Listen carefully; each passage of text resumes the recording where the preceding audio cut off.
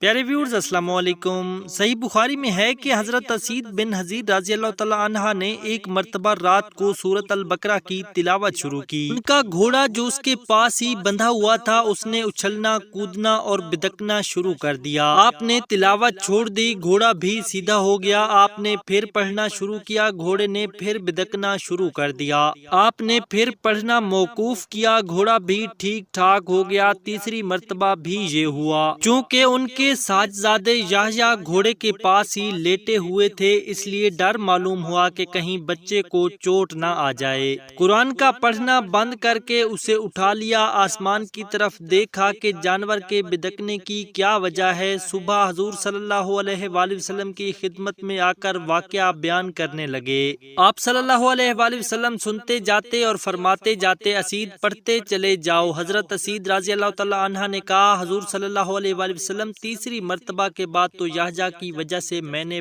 بالکل پڑھنا بند کر دیا۔ اب جو نگاہ اٹھی تو کیا دیکھتا ہوں کہ ایک نورانی چیز سایہ دار ابر بادل کی طرح کی ہے، ان میں چراغوں کی طرح کی روشنی ہے، بس میرے دیکھتے ہی دیکھتے وہ اوپر کو اٹھ گئی۔ آپ صلی اللہ علیہ وآلہ وسلم نے فرمایا، جانتے ہو یہ کیا چیز تھی؟ یہ فرشتے تھے جو تمہاری آواز کو سن کر قریب آ گئے تھے۔ اگر تم پڑھنا موقوف نہ کرتے تو صبح تک یوں ہی رہتے اور ہر شخص انہیں دیکھ لیتا، کسی سے نہ چھپتے۔ پیارے ویورز، یہ تھی ایک چھوٹی سی کہانی۔ امید کرتے ہیں کہ آپ سب کو پسند آئی ہوگی۔ ویڈیو اچھی لگی ہے تو ویڈیو کو لائک اور مزید ایسی اچھی کہانیاں دیکھنے کے لیے چینل کو سبسکرائب کرنا نہ بھولیے۔ اللہ نگہبان۔